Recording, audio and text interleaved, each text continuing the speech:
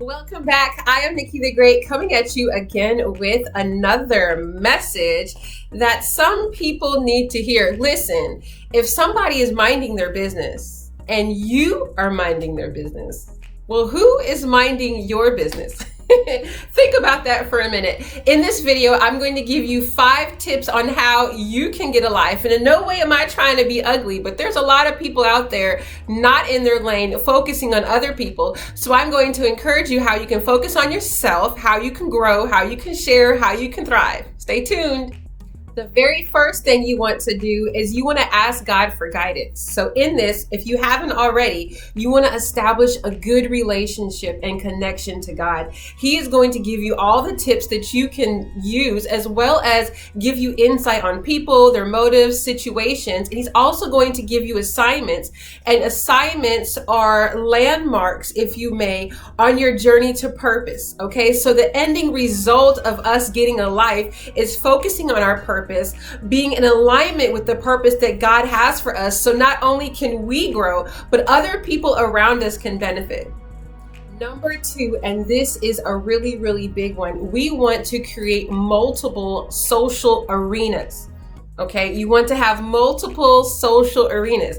So you're probably thinking, what is a social arena? A social arena is a setting that you place yourself in to have connections, to be able to converse and be able to get to know people and to be able to network. Some good examples are your job. Believe it or not, whether you like it or not, your job is a social arena. It gives you an opportunity to interact with people, to get to know people, and to kind of learn things and also teach other people stuff. Number 2, another good avenue of a social arena is if you go to the gym, that's a social arena. If you have a hobby, like if you like to play bingo, that's a social arena. If you go to church, that's another social arena. Whatever things, hobbies, interests, or places that you go where you know certain groups of people that you come in contact with on a regular basis is called a social arena.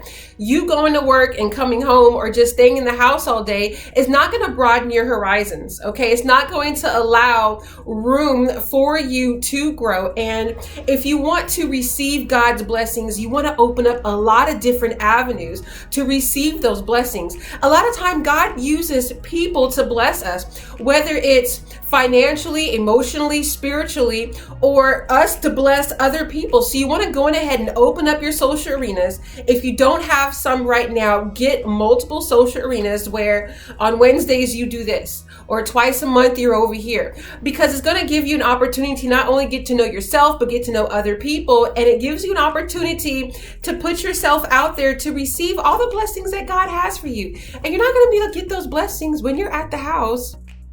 Number 3 is a really, really big one to getting a life. You have to be friendly.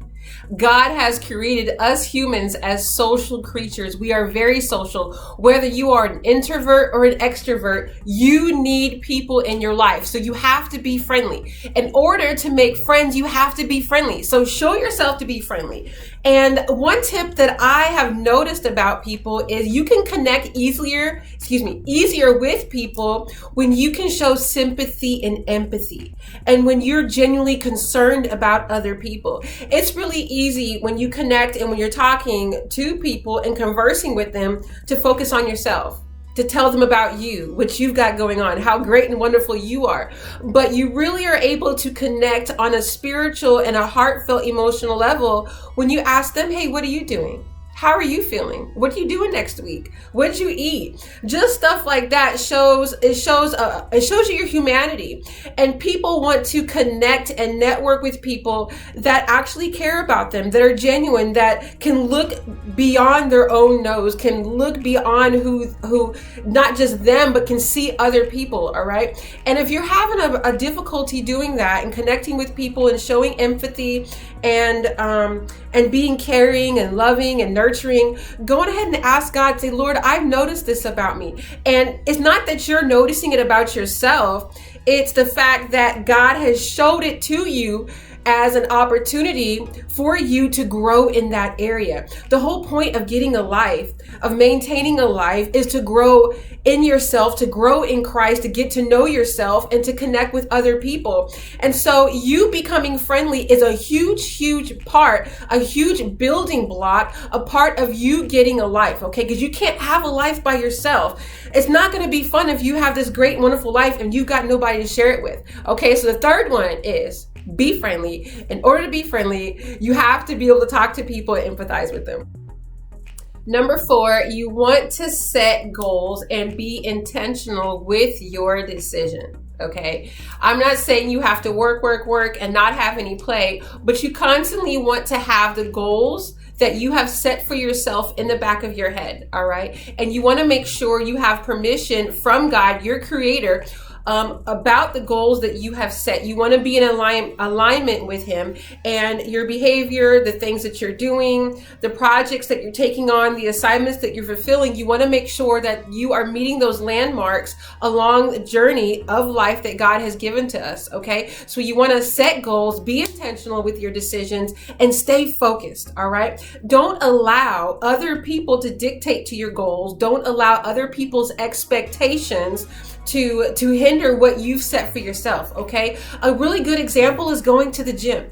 If you've never been to the gym before and you set foot in a gym, you're going to be seeing what other people are doing. You're going to be looking at their bodies, and you're probably going to mimic what they're doing. Now, you as a novice in the gym, if you start doing the things that they're doing, you're going to hurt yourself. You're going to wear yourself out. You're going to be discouraged a lot quicker because you're trying to compete with something that's not really for you right now. But if you go on ahead and set realistic goals and have expectations for yourself, in time, you will have that body that you want. You'll be able to do those exercises the way that you want, okay? So don't be concerned about what other people are doing, what they look like, but stay focused and make good decisions based on the expectations that you have for yourself. And I cannot stress it enough, make sure your goals are in alignment with the purpose that God has for you. The 5th and final tip on how to get a life is do not compete with other people. Consider this me strongly encouraging you to stay in your lane. Sometimes God has to gently remind me to stay in my own lane. When you are competing with other people, you're not getting your own life. You're competing with their lives, okay? And when God has given you your assignment in life for you to do, you want to stay in your lane, complete the tasks and assignments that he has for you. And looking at other people and drifting off into their lane or trying to compete with them with their assignments is not going to get you to the mark in which you're trying to press, okay? So again, do not compete with other people, stay in your lane, and these are the 5 tips that you can use to get a life. I am Nikki the Great, and together we are growing, sharing, and thriving.